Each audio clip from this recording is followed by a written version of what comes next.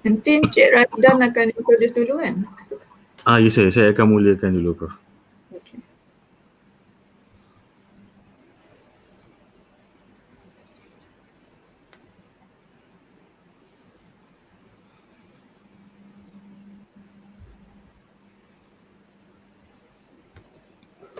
Okey, kita mulakan ya.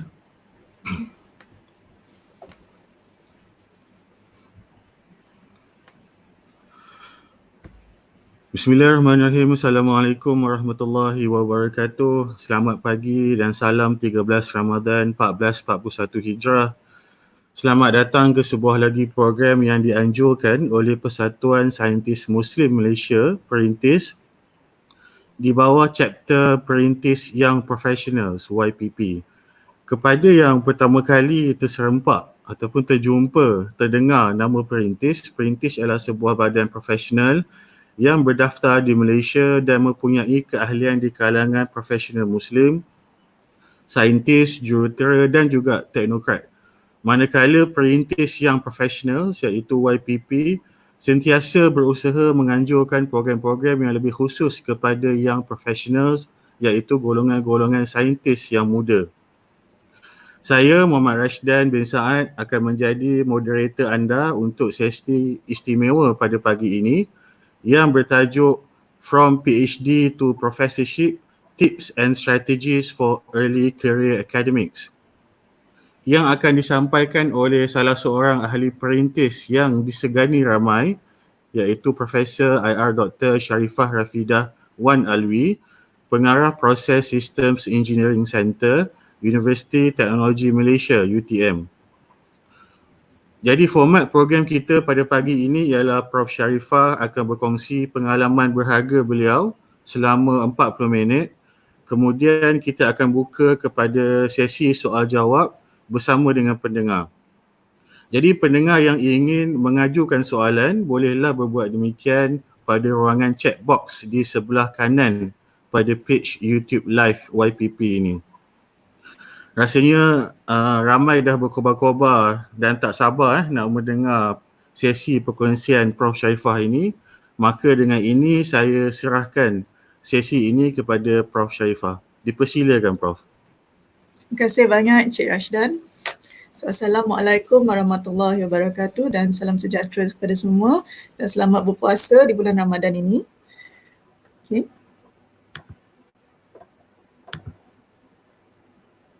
Alright, Assalamualaikum sekali lagi. So pertamanya saya ingin mengucapkan terima kasih kepada Persatuan Saintis Muslim Malaysia atas jemputan ini. So, saya Sharifah daripada Universiti Teknologi Malaysia.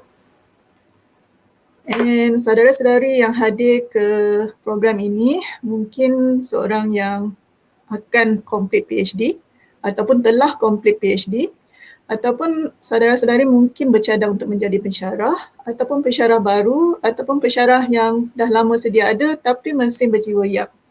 Tapi apa-apa pun saya terima kasih kerana hadir, and I hope that whatever I share in this can benefit you in your upcoming career. Alright, just a brief history about myself sebab mungkin ramai yang tak kenal saya. Jadi saya graduate dari BEng Chemical Engineering daripada UMIS Manchester pada tahun 2003, dan selepas itu saya continue membuat master di Universiti Teknologi Malaysia dan saya convert program master saya kepada PhD. Jadi saya mendapat PhD pada tahun 2007 pada umur 26 tahun, dan selepas itu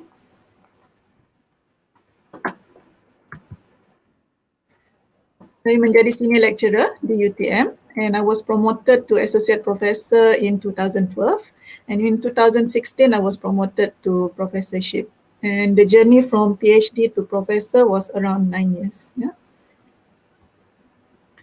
Ini adalah some of the achievement Alhamdulillah yang telah saya dapat sepanjang daripada PhD sampai ke professorship yang juga membantu, and dalam presentation saya ini juga saya akan share macam mana apa yang saya buat sepanjang PhD ke professorship. Award-award yang dapat ni sebenarnya is just saya bukannya sengaja plan untuk mendapat award-award ni. Kebanyakan award-award ni saya dapat disebabkan oleh benda tu datang sendiri. Ya. So I will not talk about this, and I would like to talk about how you can plan your career and towards your professorship and so on. Okay, ni adalah typical common problem untuk early career academics. Ya. You ada macam-macam KPI daripada universiti yang minta daripada you. Contohnya ke arah world class university, ke arah QS ranking, research university, MIRA, high COE, dan sekarang ni ada 4-track DCP pula. And another problem is the ever changing goalposts. Ya? So kalau you tengok sekarang dulu, waktu dulu, kemungkinan journal papers Q1, Q2 bukan satu kewajipan. Tapi sekarang pula Q1, Q2 ni wajib. And sebelum tu tak perlu buat latihan industri. Sekarang ni pula pensyarah kena buat latihan industri ataupun postdoc. And the goalpost keep on changing. Ya? Dulu tak ada ni, sekarang ada ni. And akan datang kemungkinan it will keep on changing.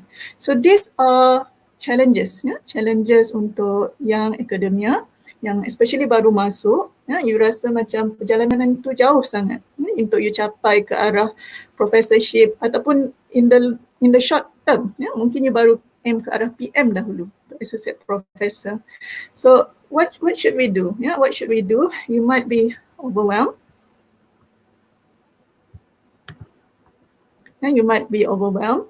You don't know where to start. Yeah, you baru balik daripada PhD, you baru join sebagai seorang pensyarah, and macam-macam pula KPI yang you kena buat.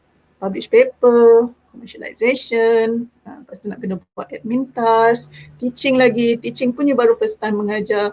So you might be overwhelmed and you don't know where to start and you do not know how to start. So what I have today is maybe a simple guideline you can follow if you think that you rasa sesuai untuk you. Kalau rasa tak sesuai, then you do it your own way. It's up to you. Okay, so in my opinion, regardless what happened lah, because sepanjang daripada saya graduate, sepanjang daripada PhD sampai ke sekarang, all the requirement keeps on changing. But sebagai pensyarah, it all boils back to the 7 Ps. Jadi bagi saya, you don't have to worry. You don't have to worry about apa-apa kriteria baru yang akan masuk, akan datang in the future yang sekarang ni and so on. As long as you keep on sticking to this 7 Ps yang basic sebagai seorang pensyarah, insyaAllah you will not go wrong. Ya? Yang 7 P ni yang saya maksudkan, pengajaran, penyeliaan, penyedikan, penerbitan, perundingan and so on. Ya? As shown here. So just go back to basic and you don't really have to worry. And when you start as a new lecturer, ya, saya cadangkan these 5 important things yang you kena set yourself, ya, bila you start masuk sebagai pensyarah. Satu is you have to be friendly. Yeah? Always give salam to your seniors, always give salam to your colleagues, to the peers whom you meet. Second, yang bagi saya sangat penting sepanjang perjalanan saya is respect. Yeah? You have to learn to greet people, respect people, yeah? And always ringan tulang. Yeah? Kalau kita punya boss, dia selalu minta kita help in this, help in that. Jangan kita kata no. Yeah? Kalau boleh, kita cuba tolong. In fact, sebelum orang minta tolong pun, why don't we volunteer? So these are among ciri-ciri yang kena ada dalam kita in order for us to progress forward.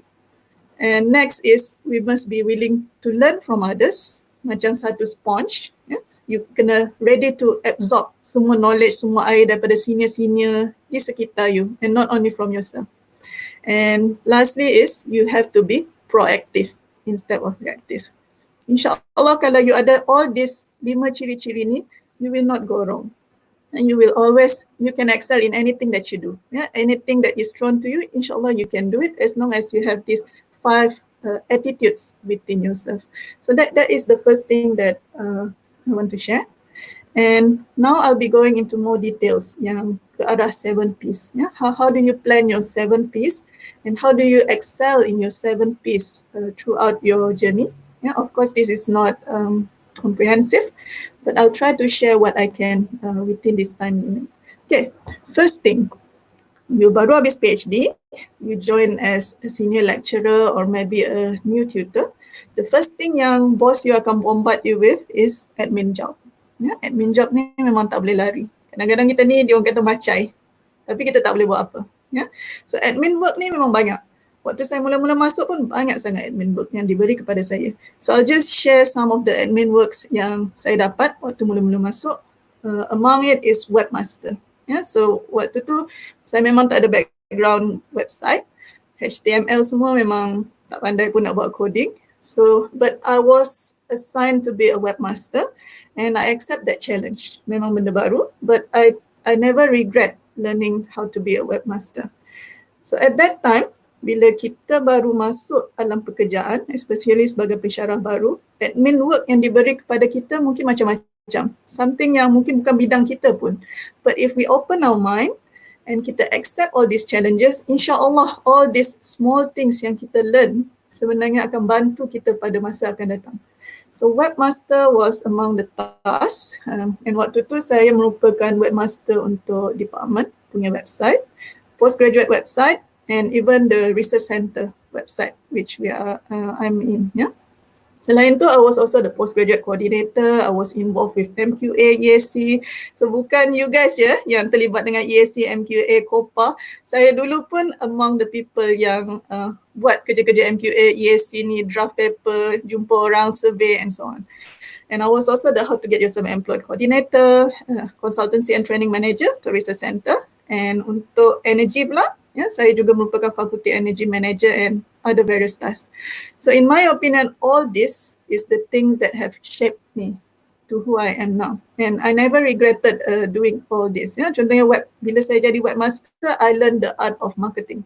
I learned the art of how to use social media macam Facebook, LinkedIn. Sebelum ni kalau saya tak terlibat sebagai webmaster, tak pernah terfikir pun macam mana nak buat marketing kat dalam website and so on. But when I was forced to go into this type of jobs, then I learned all of this. About MQA, EAC pula is very important sebab kita nak belajar about sistem dalam universiti kita. Jadi bila kita terlibat sebagai committee, so that's the first thing kita akan learn about the system in the university and so on. And yang lagi penting juga, bila kita buat semua committee task ni, kita jumpa staff-staff lain dalam kita punya department, dalam kita punya school ataupun fakulti, dalam kita punya university.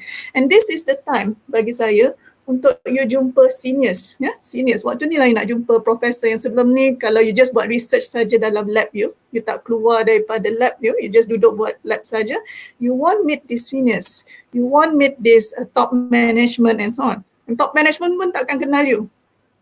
So bila kita buat admin task ni, ada orang rasa benda ni remeh, tak nak buat. Tapi bagi saya benda ni sebenarnya is penting.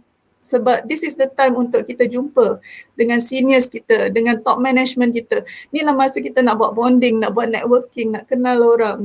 And this is the time when orang pun akan kenal kita dan bila kita kenal orang, kita bantu orang lain and so on, orang pun akan bantu kita balik. And it will help us throughout our progress of our career and so on. So admin task is important and because I did all these admin tasks, I was appointed to be the director of Process System Engineering Center within 4 years time. 4 years time. And bagi saya, kalau you continue untuk buat all this admin task, jadi coordinator ke apa, you can also be appointed as admin level slowly. Mungkin mula-mula jadi ketua jabatan, lepas tu jadi TDA and so on.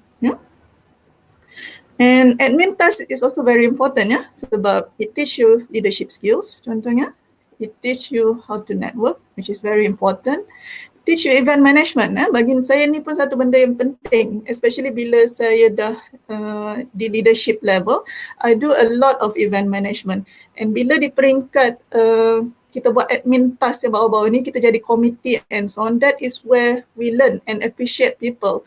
When we do event management, that is where we learn, okay, ni adalah benda-benda yang kita kena buat waktu nak organize a very successful event and so on.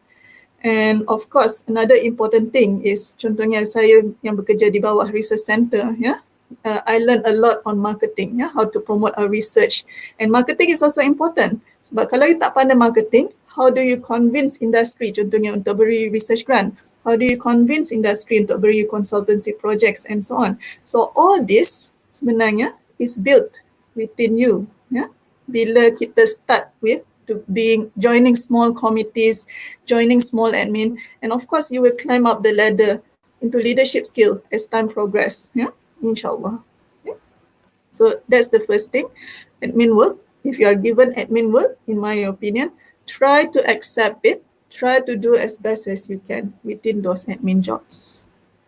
Okay, next is about teaching. Yeah. Sebagai pensyarah, kita memang tak boleh lari daripada teaching. Ya. Even though you nak go 100% research, it's not going to be possible.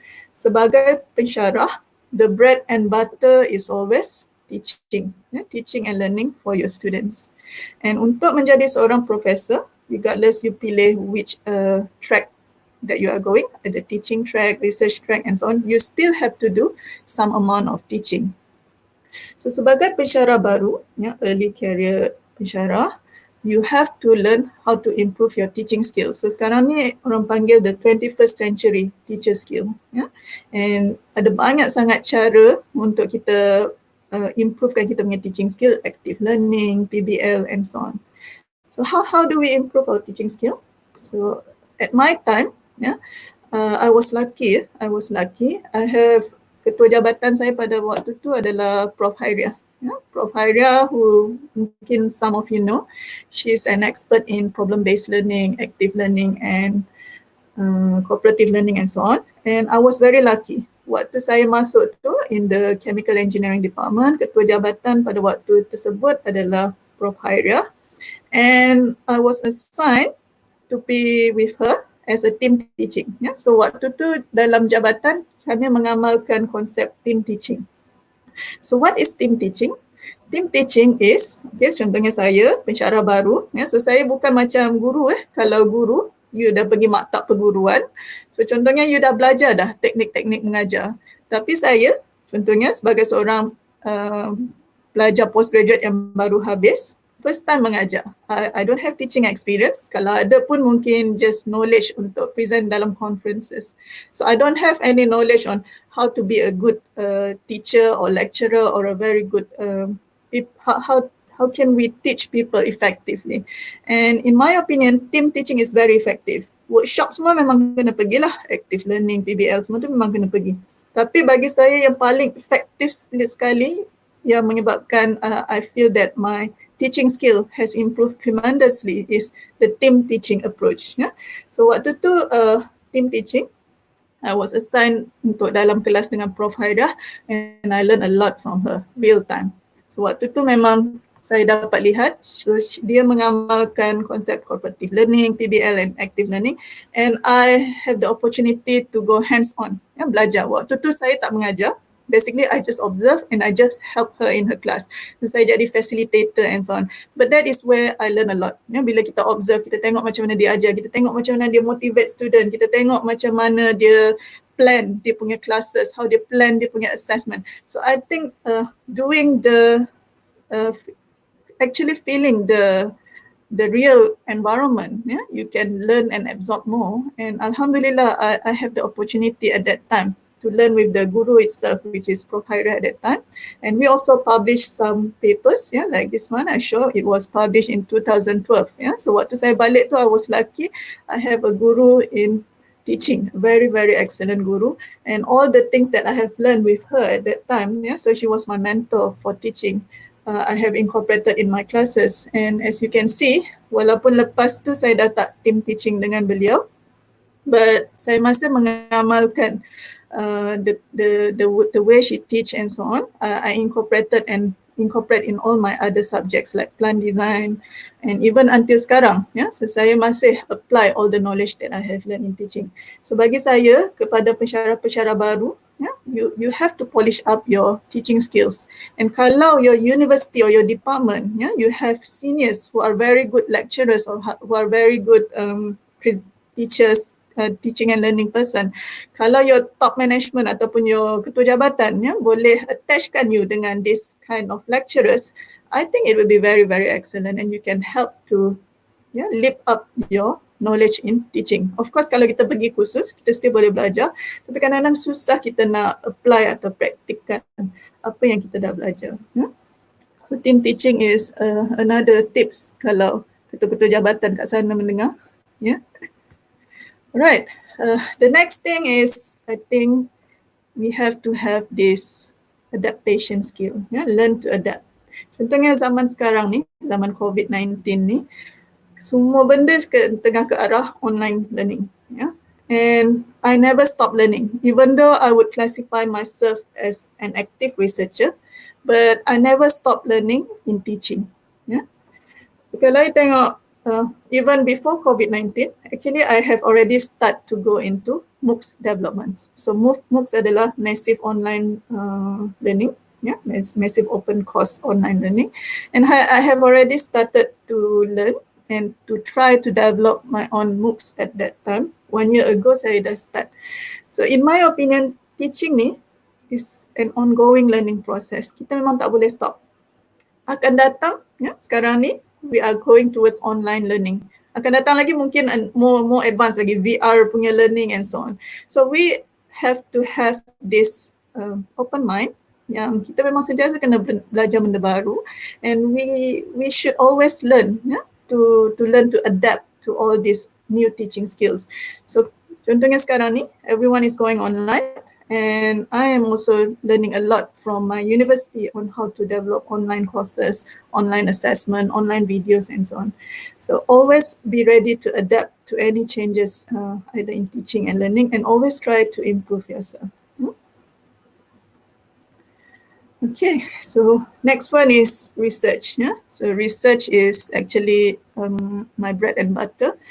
I really love research. Teaching saya suka, but research is what I really love as an active researcher in UTM.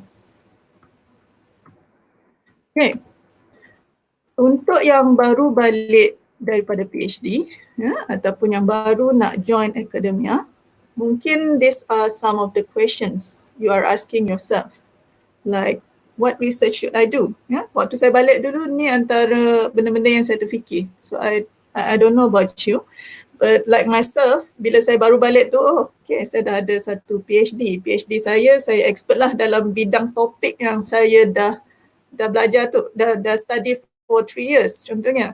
Tapi sekarang ni saya kena come out dengan research topic pula untuk student-student saya akan datang. So kat situ rasa macam buntu sekejap. Apa research saya nak buat? Right? And how to establish lab. Okay, dalam kes saya buat simulation. So I don't have problem in lab facilities. I just need a computer and I can go already.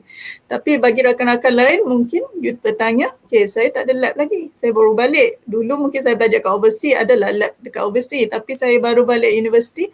So how do I establish my lab facility? And another thing is how to get grants. Yeah? Kalau you nak buat research, you nak beli research material, you nak bayar students you. So how do you get grants? And satu lagi, ni macam chicken and egg. Kalau grant dah dapat pula, macam mana nak dapat student? And student pula takkan datang kalau you tak ada duit contohnya. Of course, some students, they have their own scholarship ataupun father and mother yang support. Tapi some students, they don't. Yeah, they don't, and they depends on scholarship or grants from us or the university or from Malaysia government. Right, so how to start up your research? Ni antara tips saya kalau you masih tak ada idea apa you nak buat untuk research topic. The easiest is bagi saya extend your PhD work. Yeah? So sebelum ni bila maybe you dah buat PhD, you ada the senarai of recommendation. So the easiest part is always to start by extending your PhD work. Jangan tiba-tiba your PhD dalam ni, you terus jump ke dalam bidang lain. Yeah? Kalau you nak jump ke dalam bidang lain tu, you boleh buat kemudian. Tapi kalau you baru start, yeah, you don't have a lot of knowledge in other things yet. Yeah? So I suggest you to extend first your PhD works into other areas which is easier. Yeah? And the next thing you can do is, sebab you dah expert dalam bidang PhD you, is the next thing you can do for research is maybe to extend your research to other area by combining your expertise with another researcher expertise. So contohnya katakan my research was on some graphical method and another researcher maybe is expert in modeling. So kita boleh collaborate contohnya. Yeah? So saya ada expertise saya, dia ada expertise dia. So we share our expertise and that's how you can come out with another new research topic. Yeah? And you can co-supervise students together and you can also apply for joint grants. That is the first way, the first suggestions if you want to start up your research. Yeah. The next thing is about facilities. Yeah. Kalau university you dah ada existing facilities, contohnya katakan you perlu some labs, kemungkinan you boleh share dengan researcher lain kat dalam universiti tu, ataupun kalau facility tu tak wujud lagi, there are actually several grants yang you boleh apply untuk you set up lab facilities macam IDB, MyLab and so on. Tapi kalau tak ada juga, tak dapat juga, dah apply grant ni tak dapat, the next best thing is contohnya kalau university you tak ada, then you have to think about collaborating with other researchers from other universities. So sebagai pensyarah ni, you have to be creative. You cannot just look at one direction. So contohnya plan A, minta grant, contohnya set up my own lab, tak berjaya. Plan B, contohnya, what is the next option you can go? So contohnya you kena pergi ke universiti lain, cuba collaborate dengan other researchers from other universities which have facilities and so on. So there are many ways to do it. Okay, and one important thing yang saya rasa amat penting is you have to join a research group or a research center or a research institute. So don't work alone. So you baru balik PhD, kalau you dah tahu you nak join group mana, that's very good. But don't work alone. Don't work alone as pensyarah yang sendiri. You should join a research group and a research center ataupun institute. Why? Because first, that is where you can get your mentoring. So contohnya research group atau research center tu dia dah ada profesor yang senior. So he or she can mentor you, can help you. Contohnya you tak ada network, you tak ada network kat luar, kat industri semua. He or she can help you to network. He or she can guide you kalau you tak tahu macam mana nak start up your research, mana nak dapat facility, you tak familiar lagi dengan sistem university, and many other things. So join a research group, you can get good mentoring. Another thing is research environment. Kalau you kerja seorang-seorang, it's all about you. It's all about kalau you nak pun pergi attend kursus-kursus and so on. Tapi dalam research group atau research center, biasanya they have research environment. Kadang-kadang dia ada postgraduate seminar, kadang-kadang dia panggil orang untuk bagi talk. Dalam lab research center tu, contohnya student boleh discuss. So contohnya you ada student you stuck. Dia boleh discuss dengan kawan dia walaupun bukan pensyarah yang sama, dia boleh discuss dengan kawan-kawan lain. So the research environment is also very important when you join a research group ataupun research center. The next thing is research support. Bila you ada kawan-kawan lain dalam research group, research center, then you can work together, bukan alone. Contohnya you nak pergi pitch kepada industri untuk dapat grant. So kadang-kadang you kena pitch banyak industri untuk dapat satu grant. Kalau you work as a research group ataupun research center, you boleh distribute task. Mungkin some of you go to one industry, some others go to other industries. But of course, bila you pitch for the whole team ataupun for the whole research group. And bila you dapat grant ataupun you dapat project, so contohnya project tu tak relate dengan saya, so saya beri pada rakan saya lain yang dalam research group yang sama ataupun research center. So when you work in research group or research center, then you can get the needed research support from your colleagues ataupun peers kat dalam research group tersebut. You ada research environment, you ada mentor, and the best thing is you can work as a team untuk reduce you punya workload. So ada banyak benda yang you boleh strategize bersama bila you dalam research group ataupun research center. And yang best juga bila kita dalam research group and research center ni, you boleh buat macam-macam program. Contohnya majlis buka puasa, majlis raya, bila pergi industri, pergi ramai-ramai. And then you boleh buat talk. Yang kalau you buat talk kecil sangat, orang pun tak nak datang kan. So kalau you buat talk dalam research center, contohnya 20-30 orang yang datang.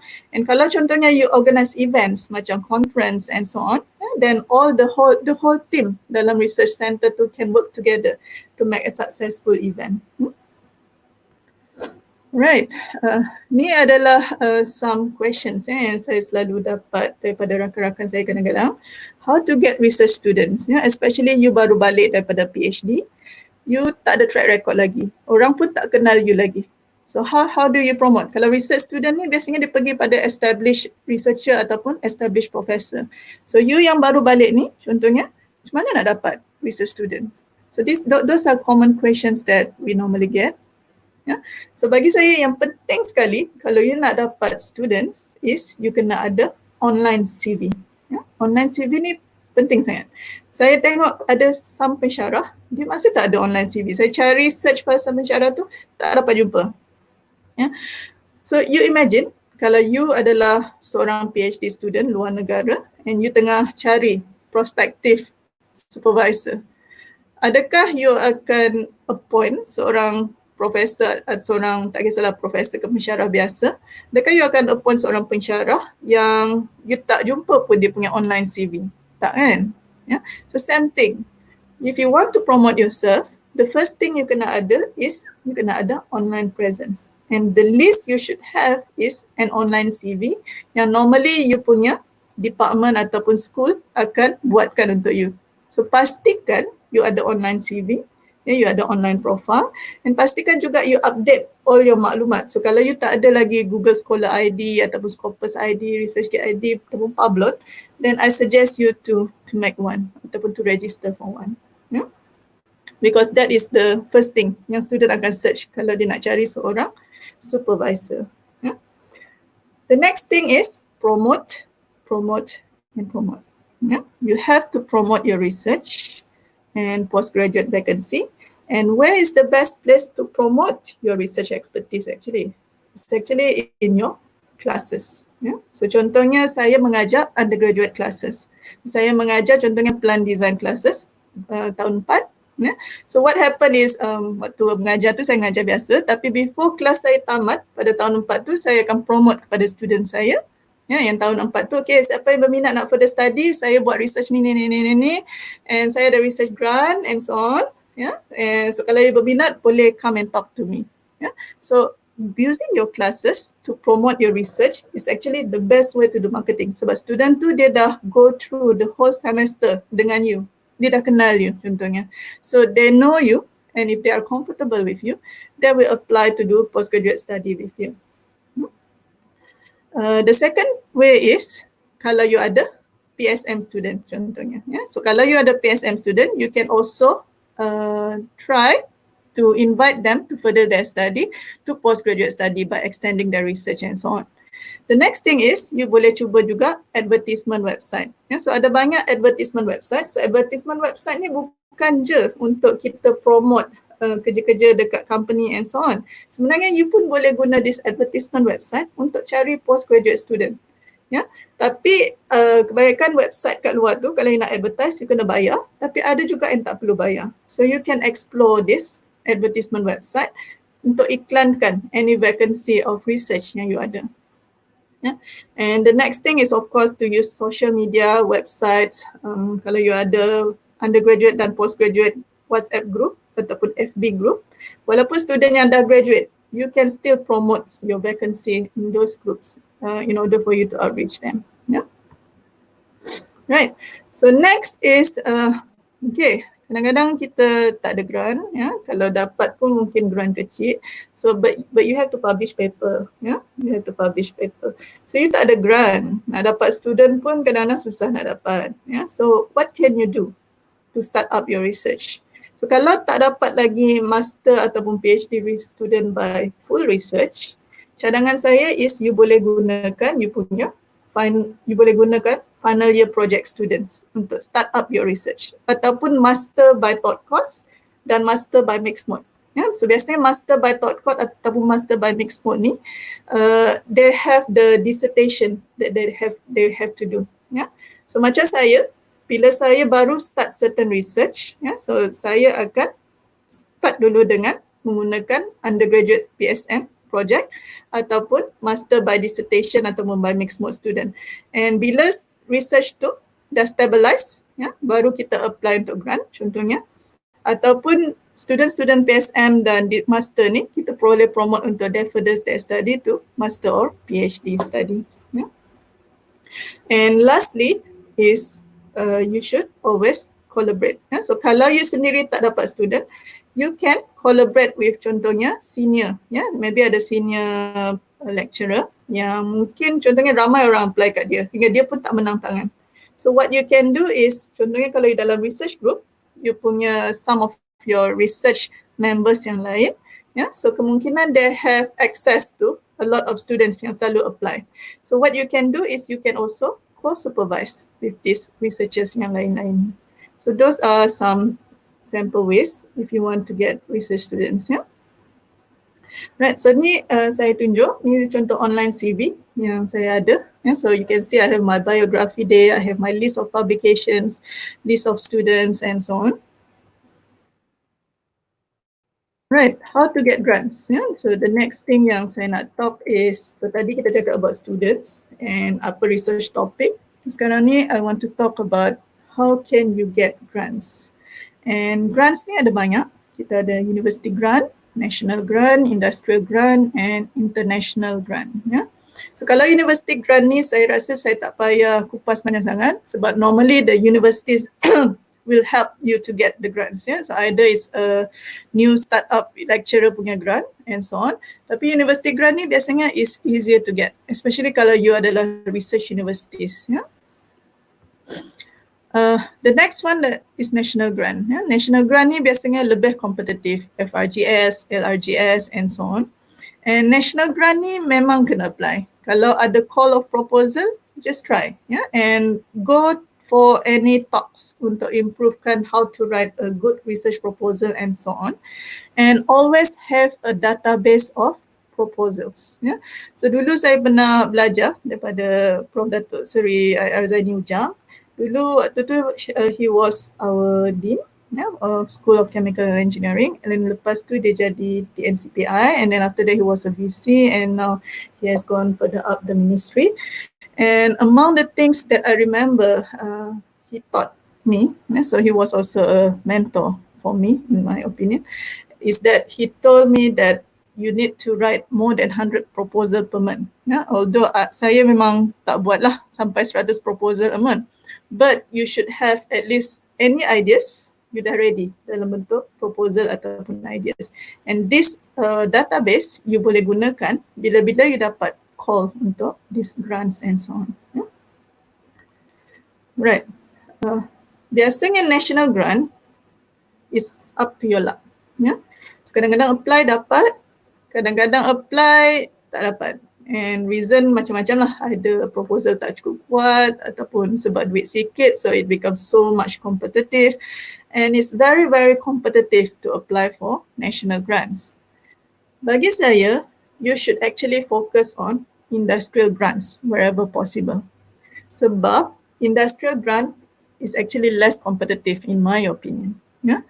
Industrial grant ni, kalau you baik dengan satu company for example, and company tu dah trust you, yeah, normally he will give you projects again and again after that. But first of course, you kena gain the trust of that industry. Yeah? So industrial grant ni yang bagus juga, you tak compete dengan orang lain. So katakan you dah pitch kepada satu industry and that industry buy your idea, insyaAllah you akan dapat because it's like one-to-one negotiation. So that company, dia akan award you that contract directly. So it's all about you ataupun your research team pitching to the industries to get those grants. Kalau national grant ni, you compete. Beratus ribu orang apply. Kalau industrial grant ni, sekarang you rajin, you pandai negotiate, you pandai pitch, and you know which company you nak approach, yeah, the competition is less and the likelihood untuk dapat is there, insyaAllah. Yeah, but of course it depends on the company punya income, yeah, the company punya policy, whether they want to give industrial grants and so on. Yeah.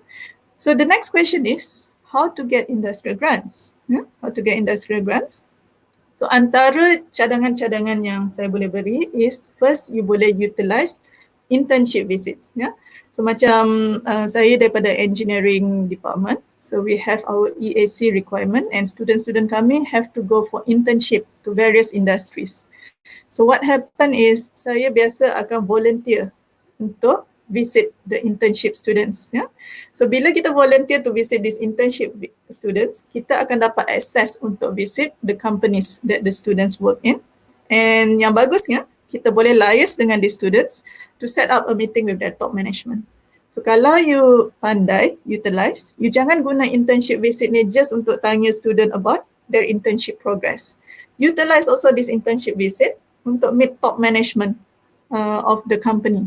And at the same time, you can pitch maybe your research, or maybe your research group research kepada company-company tersebut. The next thing is, if your university ada double tax exemption dan matching grant, use it.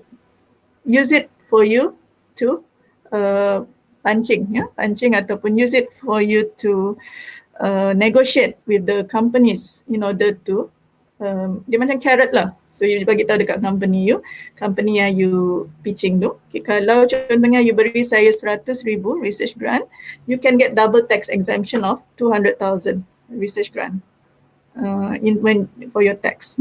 So in that way, companies tu pun macam, oh bestnya, saya bukan je bila beri research grant kepada researcher ni, I get single tax exemption, I get double tax exemption, and at the same time, I get the output of the research. So isn't it wonderful? And then lagi satu, university pula mungkin bagi matching grant lah untuk bantu.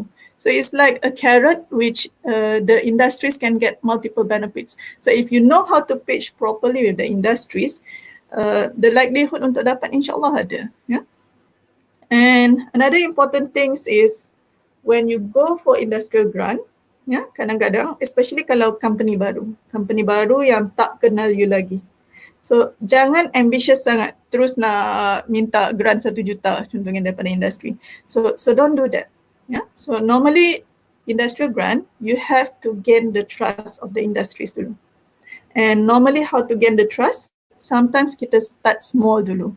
And however small you start, either you start dengan maybe undergraduate student attachment dulu, buat small research, ataupun you just buat some small research with the company.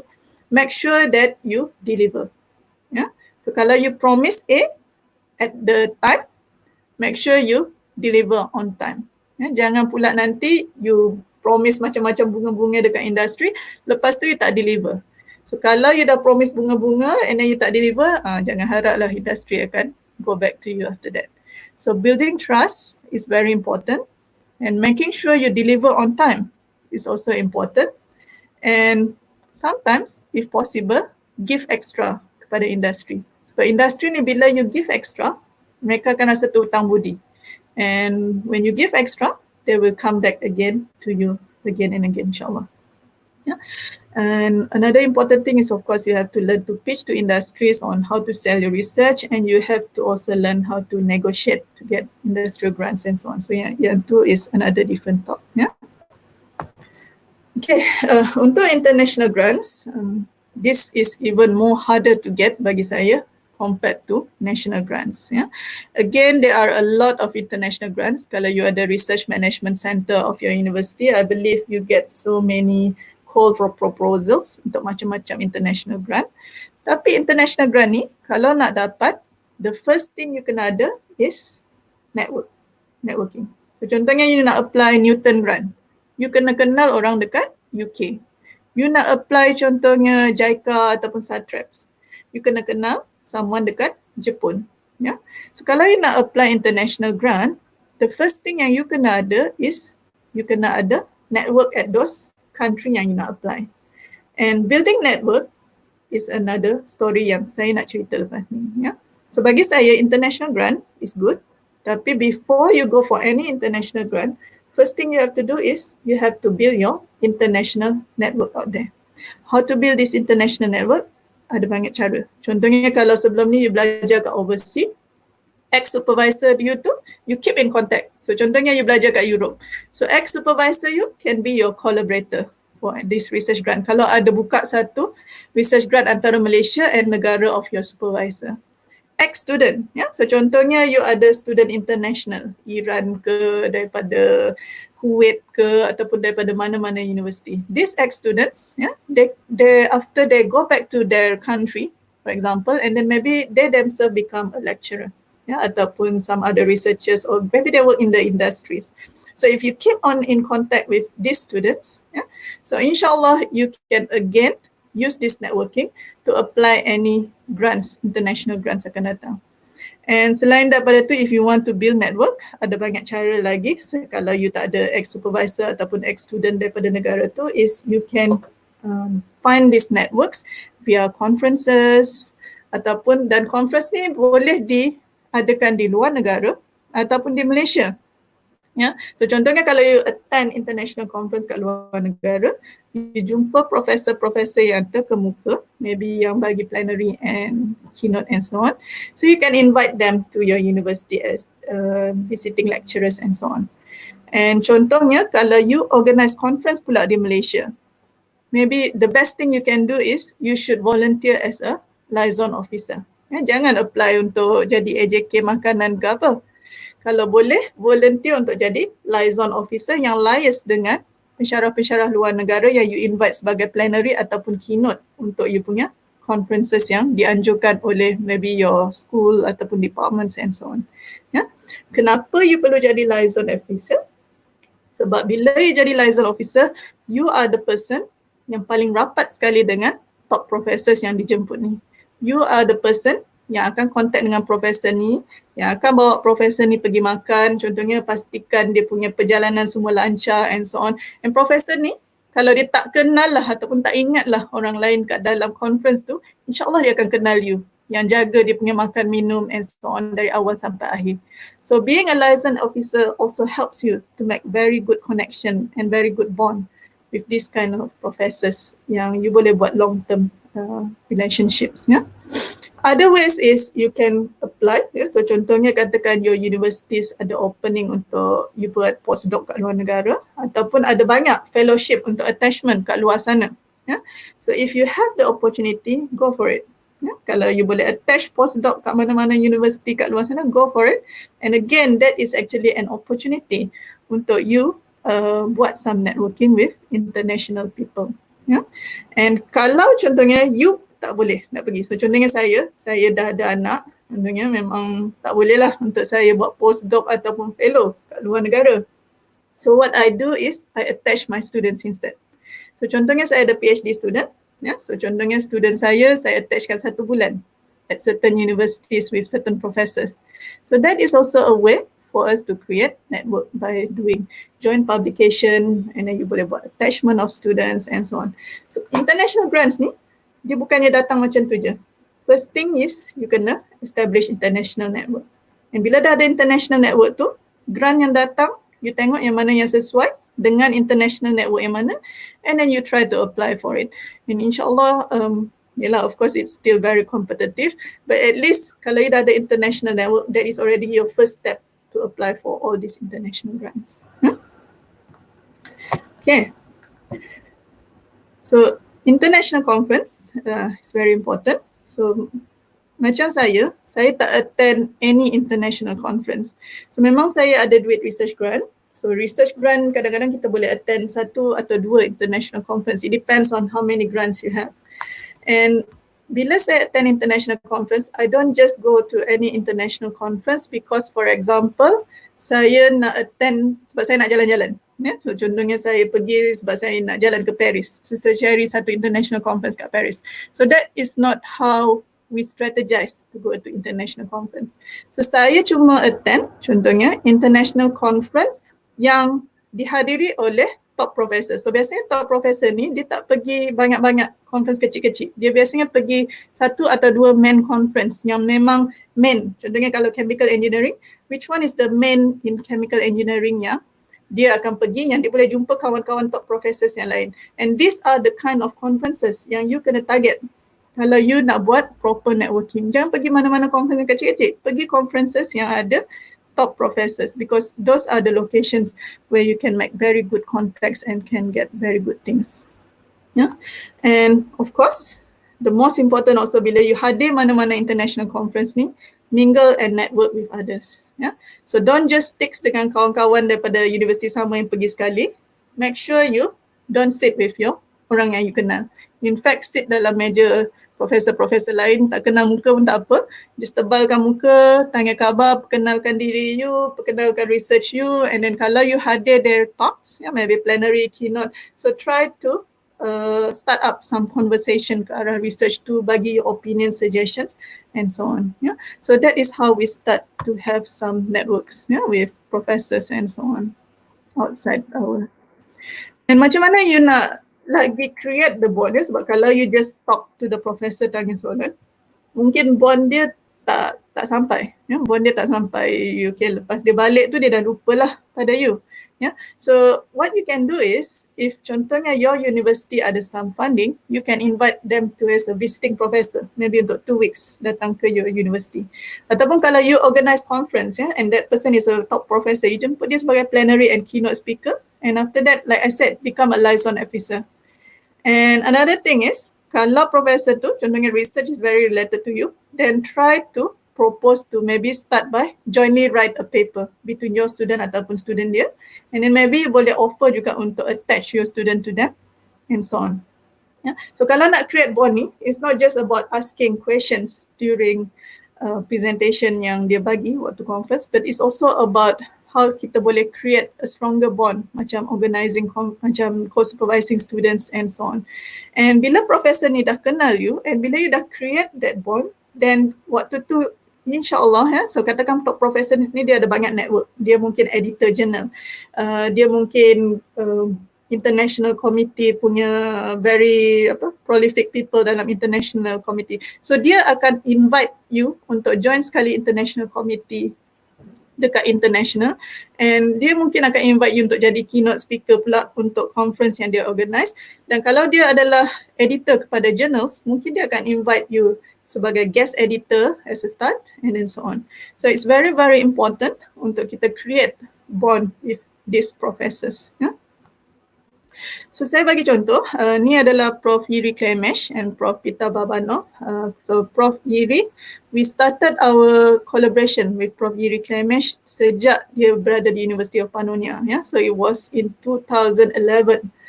We invited him as a plenary speaker dalam satu conference in Malaysia. So waktu tu saya pun memang kenal Prof. Yiri Klemesh ni hanya daripada publication dia. So waktu tu just hantar satu email, kata kami nak sponsor, kami invite dia untuk plenary speaker, and waktu tu dia datang.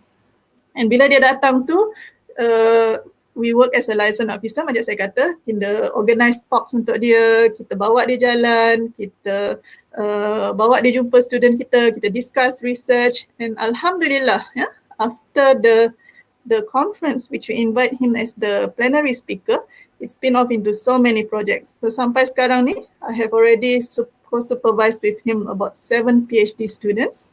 Dan sekarang ni, he already went to Brno University of Technology, and we also he was also awarded the honorary professor daripada UTM, disebabkan oleh banyaknya kolaborasi kami dengan beliau. And these are some examples of the things yang you boleh tengok, so many things kita dapat, because we are very good, we are very nice to him, and he also dia rasa macam hutang budi daripada kita and so on. So it's spin off into so many things. So to date saya dah publish about 72 journal papers dengan beliau, 4 books, dan dia bantu untuk join editorial board member of various journals. And dia bantu juga untuk invite sebagai keynote, plenary, organize conference. Kadang-kadang dia sponsor lagi kita punya trip pergi ke university dia ataupun conference and event dia. And kita juga apply international grants and so on with him. So this is an example of how if you have very good bond with certain professors internationally, it can spin off into a lot of successful collaboration. And Prof. Yiri Klemesh, I would say, is among another mentor, yang saya amat hutang budi, and I learned a lot from him in terms of international collaboration, international research, and so on. Alright. Prof, ada lagi 10 minit, Prof. 10 minit, okay. So saya cepatkanlah. Okay, so the next one is publications. Okay, publications ni saya rasa most of you dah biasa dengar lah publication punya talks. Tapi kalau you nak publish banyak paper, the strategy now, sebab you adalah pensyarah bukan student, is you have to get your students to write. It's not you yang write anymore, right? You should facilitate, you should improve your students' writing, you should give suggestions and so on. But what happened is you should ask your students to write. And if you're not good in English, get a proofreader. And if you still rasa macam experience untuk writing tu tak cukup lagi, co-write with others. And bila you submit journals, always submit based on the quality of the work of the students. So tak semua research paper student you sesuai untuk setiap Q1 journal. So kalau kalau journal tu contohnya rasanya tak cukup syarat, then go for Q3 journals, corpus cited journal and so on. And kalau you pergi conferences, cuba cari conferences yang ada special issue journals, and of course the key is to submit and always try to improve your writing skills, yeah, and also co-supervise and co-write with others. And another thing is, kalau you nak go for professorship, Hedge Index is very important, and if you want to get high Hedge Index, you can increase your citation. So it's not about writing a paper only. It's also about how to get high citations for your work. And kalau you nak dapat high citation for your work, you kena write dalam Scopus ataupun ISI journal. Sebab in that way, your research will be more visible. And make sure you update your CV, Google Scholar and so on. And another way is cite your own work first. Yeah, of course yang relevant to the work which you are doing. And then biasanya lepas tu, kalau you dah publish banyak paper, people will also cite your work after that. Yeah. And kalau you nak high citation, consider writing a review paper and be a good reviewer as well. And kadang-kadang bila you jadi reviewer ni, you boleh juga suggest one or two of your papers kalau paper tu adalah berkaitan dengan that review which you are doing. Yeah. So you can also use a review to get cited and so on.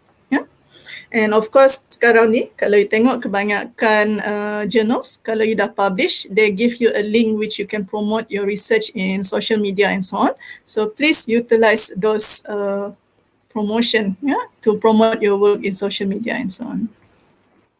So ni contoh my profiles. So pastikan you ada semua Google Scholar ni, Scopus profile, research kit and so on. Alright. Next yang saya nak highlight is about research to commercialization. Okay, so sekarang ni you dah publish paper, contohnya kerja you dah cited, you pun ada grant, but how do you convert your research to commercialization? So this is what people call nowadays, which is translational research. Yeah? So commercialization ni, bagi saya, you tak boleh lari. Kalau you nak go for professorship, kalau boleh lah. So commercialization ni is important. Bila you do your research, make sure you plan. Yeah, so jangan buat research sekadar berhenti sebagai satu research paper. Think about how your research can be converted into future products. Yeah, so how is it you can move from fundamental research to progressive research and last kali sampai menjadi satu produk. Yeah? So what happens is you have to do a good market survey even before you start your research. So it's not only about finding the research gap and finding the research needs, but it's also about looking if what you are doing is what the world needs and bukannya satu just publication exercise yang last bila you dah publish pun tak ada value untuk you commercializekan and so on. And of course, you kena patent and copyright your work. And kalau boleh buat prototype software atau demo. And after that, promote your patent ataupun copyright kepada companies yang nak commercialize your product ataupun start up. Yeah? Ataupun you can also start up your own company. And another important thing is you have to learn to write a business plan and pitch your idea. And kalau you boleh join Inatex, for example, ataupun let's say your universities have exhibitions, internal exhibitions, I suggest you to join it. Ya? Walaupun tak menang dapat gold, first time masuk, mungkin tak dapat bronze ataupun silver, but that is your first step untuk learn how to commercialize your product and to tune your mind. Ya? Sebab sebelum ni kita duk fikir research je. Sekarang ni sebenarnya bila you nak buat commercialization, you kena tune you punya mindset ke arah business angle pula. And thinking from business angle tak sama dengan thinking from a research angle. Ya? Businessman punya thinking ataupun entrepreneur punya thinking, it's not the same. Yeah, because you have to think about marketing, you have to think about who is your customer, you have to think about who are your competitors, what are the niche of your products, what are the benefit, how you can pitch and so on. And bagi saya semua ni adalah amat penting and I believe your ICC in your respective universities ada memberi guidance on how to do all this. Yeah. So in my journey from PhD to professorships, besides doing research, I also go for commercialization. So I attend a lot of business plan training. I have applied various commercialization grants. So contohnya Superb Teraju, HIP2, yeah, MTDC and so on. And I also joined business plan competitions, yeah, just to push myself to do a good business plan. And Alhamdulillah, we won national level for business plan competition at that time. And go for coaching. Yeah? So nak jadi entrepreneur ni memang kalau kita tak ada mindset memang tak senang. So you have to go and learn, yeah, from coaches. Yeah? So ada banyak coaches. Macam saya ada coach daripada Superb Teraju who teach me about entrepreneurships. And once you know how to commercialize your product, you should also teach it to your postgraduate students. Sebab result ataupun produk daripada postgraduate students you yang nanti you pun boleh commercializekan, and at the same time they can also be the future entrepreneur. Yeah, so contohnya kemungkinan tak ada company luar yang nak take up you punya produk yang you dah buat. So kemungkinan student ni yang nanti akan create spin-off company and bantu you untuk jual instead. So they can be the entrepreneur. They don't have to be researchers semuanya. They don't have to be lecturers semuanya. They can also be entrepreneur. Okay. So basically saya memang train student saya ke arah this entrepreneurship thinking ataupun commercialized thinking. So produk yang student saya develop ni simple je, Excel based software. Ya. So contohnya student saya buat modeling, student saya buat graphical work. So they develop Excel based software daripada their research. Lepas tu they apply untuk copyright. Lepas tu saya ajar dia buat business plan untuk produk tu. And after that, they have to do market survey for that product. They have to get letter of interest from the industries. And saya pastikan student saya ni join Inatex dan other international exhibitions. So kalau tu produk student A contohnya, saya akan minta juniors dia untuk join sekali supaya juniors akan belajar. So akan datang nanti juniors tu pula yang akan masuk Inatex untuk their research and so on. Yeah. And saya juga minta student saya belajar macam mana nak buat marketing materials, brochure, poster, video, product packaging untuk software dia, produk dia and so on. And how to pitch, yeah, to layman, judges and investors. Yeah. And me myself with my team, yeah, we also have established a spin-off company. Yeah. So we don't just copyright atau patent. Kami memang go up to spin-off company, and our spin-off company was established in 2014 called Optimal System Engineering. And ni contoh-contoh software yang tim kami telah hasilkan, ya, Optimal Heat. So kebanyakan software ni adalah resource conservation software. This is eSmart. Yeah, so some of this software dapat grant. So contohnya yang ni saya dapat grant Superb Teraju. And we implement it in industries. Yeah. So ni another project kami buat ships emission management system dengan Lembaga Pelabuhan Johor. So ada banyak products yang you boleh develop, and don't just stop at research. Kalau you ada opportunity, go until commercialization stage. Yeah. So sebenarnya banyak lagi tapi masa kita tak ada masa. So, I'll skip this. Tapi basically saya nak cakap you should also join consultancy services, and consultancy services ni penting sebab contohnya saya tak buat internship, ya. So sekarang ni kan ada keperluan you kena buat 1 tahun LI internship, tapi disebabkan saya join banyak consultancy project, so I do not need to do that internship. And in fact I have obtained my IR ataupun chartered engineer at the age of 30 years old. So yang ni actually is a story on its own. Yeah. And another thing is you kalau boleh be involved as professional trainers, yeah, trainers untuk industri punya training. Yeah. So don't just teach students, teach also industries about your research and so on. So kalau you ada opportunity untuk jadi trainers, so please go for it. Yeah. And of course, the next one is community service. So kalau boleh join, jangan just confine to your university punya committees, yeah. So join professional society, join NGOs kalau boleh, contribute back your knowledge and energy no matter how big or small. So contohnya saya join Young Engineer Group untuk ICAME dan Young Scientist Network, and we organize various events, yeah, dalam this kind of professional societies. And working with these professional societies also open your network with other universities yang sebelum ni mungkin tak pernah collaborate dengan universiti lain. Bila you join professional societies ni lah masa nak kenal orang kat USM, orang kat UM, orang kat UKM and so on, and create network with them. And bila you buat project, lagi rapat you akan jadi dengan mereka. Yeah.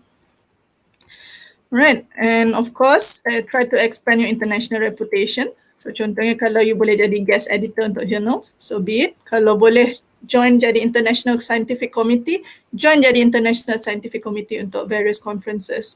And lastly, my final tips is make sure you plan, have a goal and target. So katakan you punya goal you nak jadi PM dalam masa 5 tahun, so make sure you plan for it. Ya, maksudnya kalau contohnya you tahu requirement untuk jadi PM, you perlu dapat this amount of journals and so on. So kalau ada yang masih kurang, then make sure you check your planning from time to time. Adakah you cukup syarat? Jangan nanti contohnya dah 5 tahun baru you check requirement untuk naik pangkat. And then last you tengok, alamak, saya tak ada satu book chapter lagi contohnya. So at that time dah terlepas dah 1 tahun contohnya. You kena tunggu 1 tahun lagi baru boleh apply. Yeah? So never do something last minute. Although you buat all your 7 P's, tapi pastikan juga yang you tengok apa requirement yang you masih tak cukup and work for it as well. And learn how to communicate well, because presentation skill is very important in all aspects of life. Always try to polish your leadership skills. Yeah? Learn to delegate.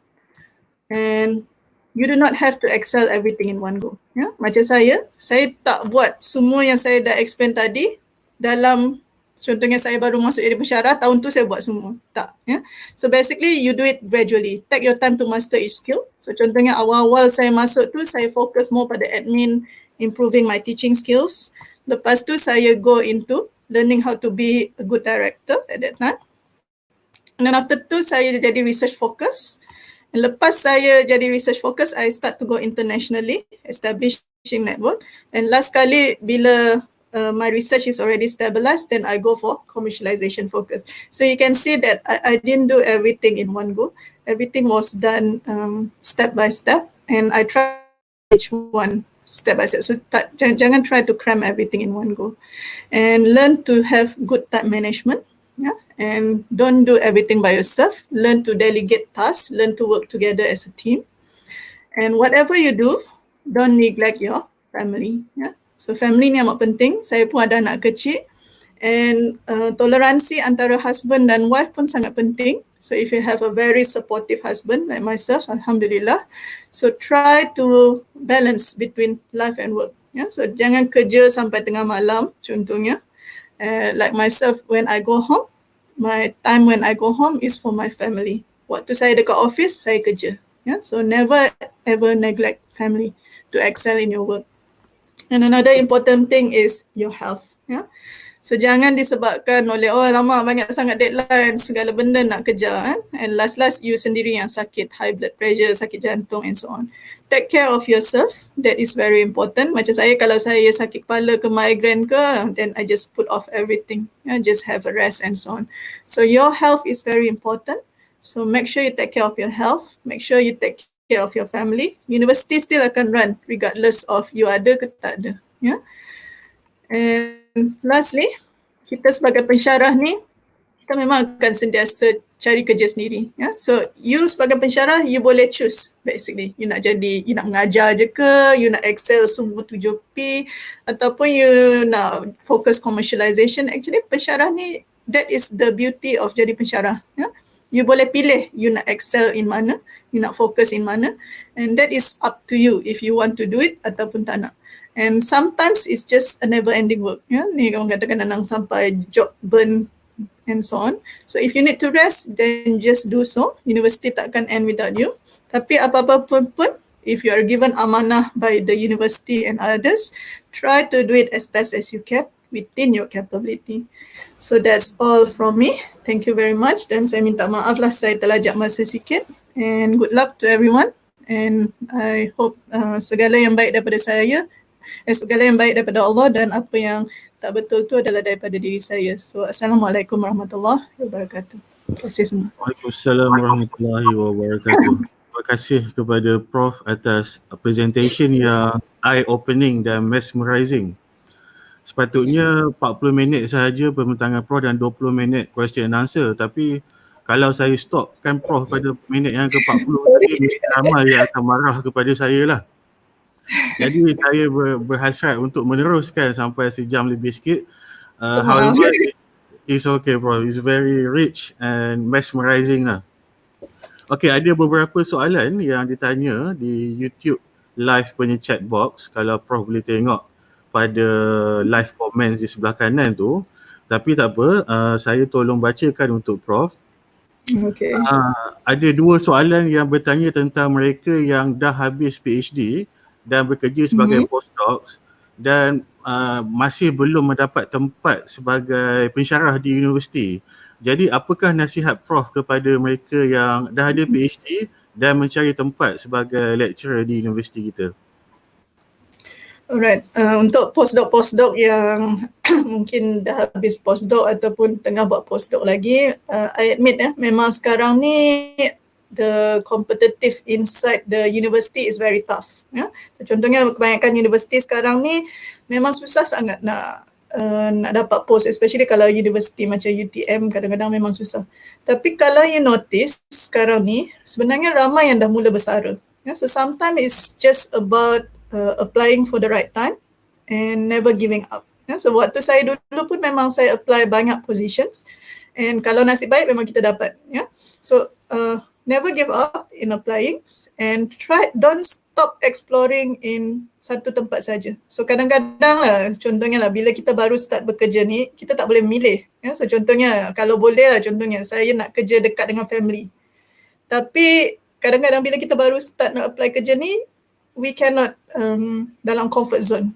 Contohnya apply kat Johor je. Kemungkinan kita nak apply, kita boleh try apply kerja kat Penang, kat KL, universiti swasta, universiti kerajaan. So awal-awal tu kadang-kadang we cannot choose. We cannot choose. Lepas you dah establish yourself, you nak tukar universiti, you boleh tukar universiti. Tapi in my opinion, kalau you nak start up your career, sometimes yang awal-awal tu you cannot choose. And kalau contohnya you dah apply banyak juga tak dapat, actually why do you have to stop as being a pensyarah contohnya? So contohnya sekarang ni online learning. Banyak sangat orang offer online learning. And sebenarnya contohnya lah kalau you pergi banyak website macam Udemy and so on, you sebenarnya kalau you pandai mengajar, you boleh buat online courses pun boleh. So maksudnya sekarang ni you tak payah pun join university, you still boleh mengajar orang lain, you create video, you create online teaching and so on, you post dalam the online platform and you boleh dapat pembayaran pun daripada all these online courses if you are very good. So it's all about your creativity. So sometimes contohnya, kenapa you nak jadi pensyarah? Adakah disebabkan you nak jadi researcher? Adakah memang sebab you nak jadi pensyarah? So kalau contohnya you memang minat teaching, so maybe you boleh buat online video instead kalau you tak dapat jadi post pensyarah. And contohnya kalau you minat research, ataupun kalau you minat research, you tak semestinya jadi pensyarah, you boleh apply jadi researcher. And so there are various way. And kalau contohnya you still tak dapat, then you can still enhance yourself. Maybe pergi kepada, katakanlah sebab you tak dapat post tu, so contohnya you postdoc, you mungkin publication you ada 4 atau 5. Candidate lain pula ada 20 publication. Macam mana you nak compete dengan dia? You ada 5 publication, candidate seorang lagi tu ada 20 publication. So what I will do, contohnya, I will enhance myself. So contohnya lah, candidate lain tak ada IR, tak ada professional engineer. So saya pergi attach dengan industri 1 tahun contohnya. Lepas saya attach dengan industri tu, contohnya saya apply IR. So maybe saya kerja sekejap dalam industri, saya dapat IR. So sekarang ni bila saya apply untuk masuk universiti, bukan saja saya ada papers, tapi saya juga ada IR. So saya increase my likelihood untuk dapat. Sebab contohnya universiti sekarang ni, dia memang perlukan orang yang ada IR. So dia tak cukup orang ada IR untuk EAC. So kalau orang tu ada IR, lagi senang nak dapat. So jangan stop just at postdoc and publication. Enhance your other skills, marketing skills, contohnya industrial punya knowledge, dapatkan IR and so on. And saya rasa insyaAllah that will increase your competitiveness untuk dapat that post compare dengan candidate-candidate lain. Of course, this is an open competition. You memang kena compete in terms of communication skills and so on bila you apply for jobs. Okay, thank you Prof. Another question adalah apabila kita ni terlalu sibuk dengan kerja-kerja admin, bagaimana kita nak membahagikan masa untuk nak buat research and consultation, because we have minimum time sebab asyik banyak dilambatkan dengan kerja-kerja admin, especially untuk pensyarah yang muda lah. Apa pendapat Prof? Thank you very much. Okay, admin ni memang macam saya kata lah, I did not do everything yang saya buat. Biasanya saya memang work dalam research team. admin memang banyak. So waktu saya awal masuk ke admin memang banyak. Tapi waktu tu kita young and energetic. Waktu tu pun family saya belum start betul-betul lagi. So what happened is you kena pandai bahagikan masa lah. So waktu tu kadang-kadang waktu awal dulu memang saya kerja sampai malam. So I admit waktu awal-awal lepas PhD tu, the first few years memang I was very workaholic. Saya kerja sampai malam, weekend pun kena saya kerja. But after that certain period of time, I start to slow down everything and to do something for the family and so on. So admin ni memang penting. And kalau contohnya you memang terlalu banyak yang diberi oleh you punya ketua jabatan and so on, then at that time you mungkin kena start to negotiate with your ketua jabatan untuk shut off kalau terlalu banyak lah. So you kena tahu diri you sendiri. Ya? So kalau you rasa terlalu banyak, you kena talk with your ketua jabatan and negotiate. Sebab kadang-kadang some of the works orang lain pun boleh buat. Tapi disebabkan maybe you bagus, you rajin, you deliver, so ketua jabatan you mungkin akan beri those tasks to you. Ya, tapi at certain point, if you feel that is too much, you should talk to your ketua jabatan so that ketua jabatan you boleh faham and start to distribute those works to others as well, selain daripada you. Untuk consultancy and research, consultancy ni dia biasanya adalah quite seasonal. Ya? So consultancy ni dia tak sepanjang tahun dapat. So contohnya bila saya buat consultancy projects, biasanya consultancy tu dia certain period je dia heavy. So contohnya 3 bulan. 3 bulan tu, waktu consultancy period tu memang berat sangat. Waktu tu memang kita kena fokus, pergi site selalu, and then kita kena monitor. So, and then satu lagi consultancy ni, you jangan work alone. Ya, consultancy ni kita kena employ orang. Kita kena ambil research assistant, kita kena gunakan contohnya postgraduate student, kita pun kita attachkan sekali sebagai consultancy. So, it's not about you sendiri yang buat ataupun on-site. So, you still facilitate the process, tapi yang buat kerja on-site contohnya you gunakan research assistant contohnya ataupun postgraduate students yang boleh membantu.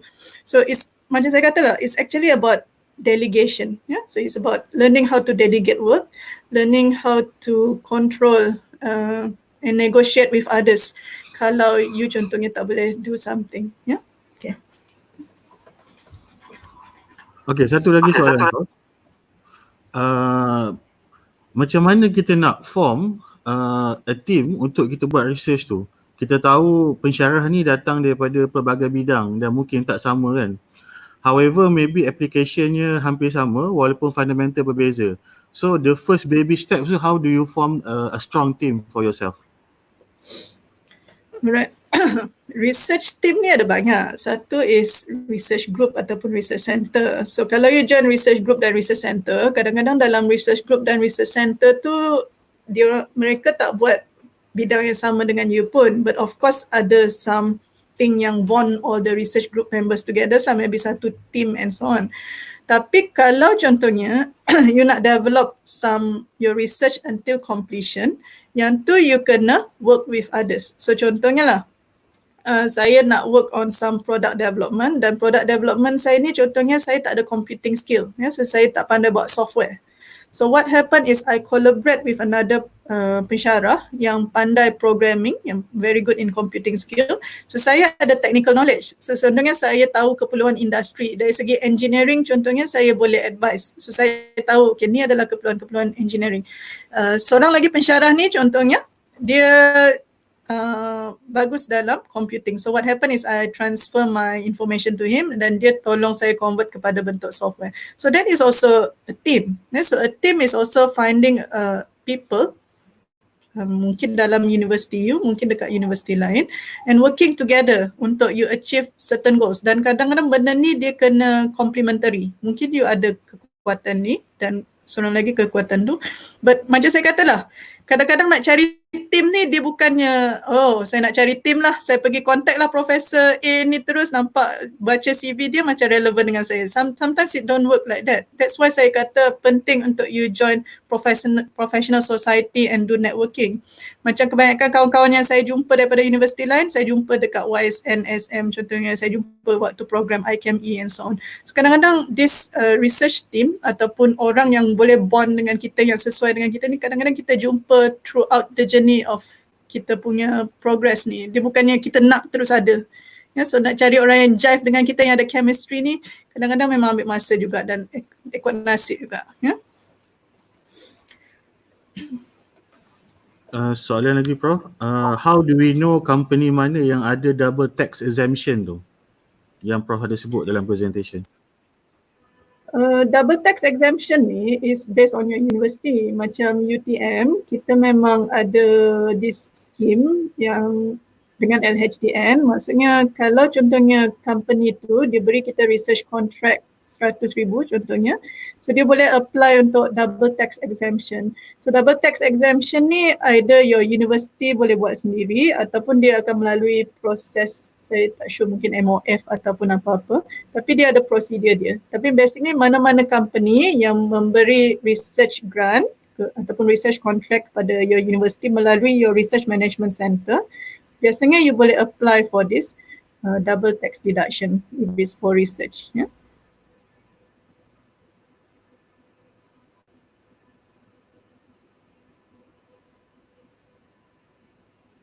Cik Rashdan? Ya Prof, ada satu soalan lagi. Dalam satu minggu, berapa persen Prof fokus on research, berapa persen on teaching, berapa persen on admin?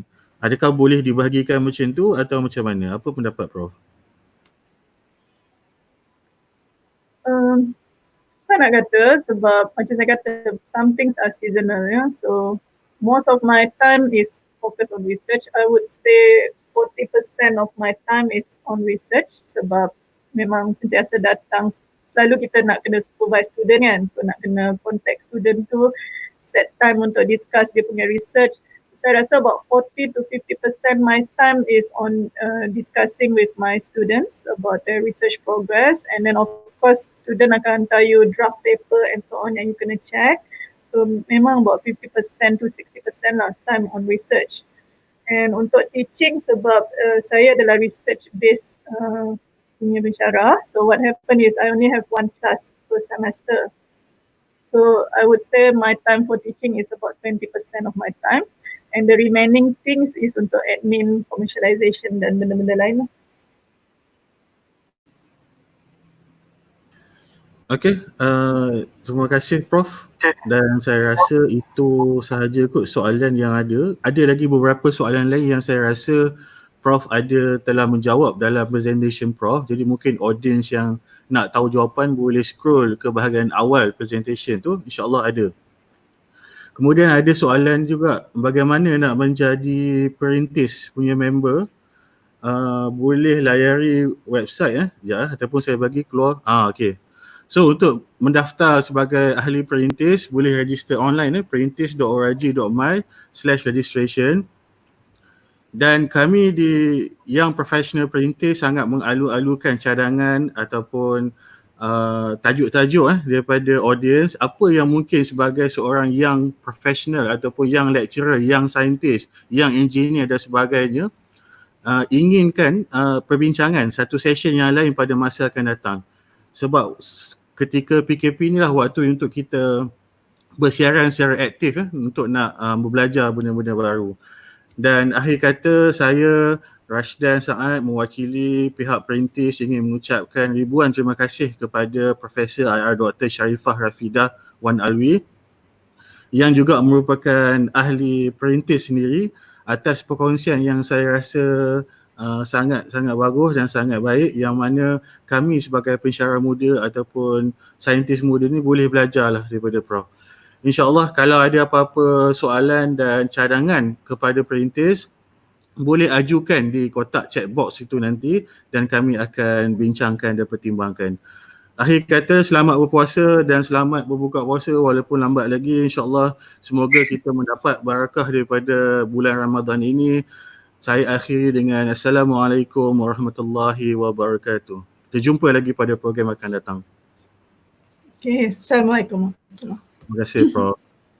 Terima kasih.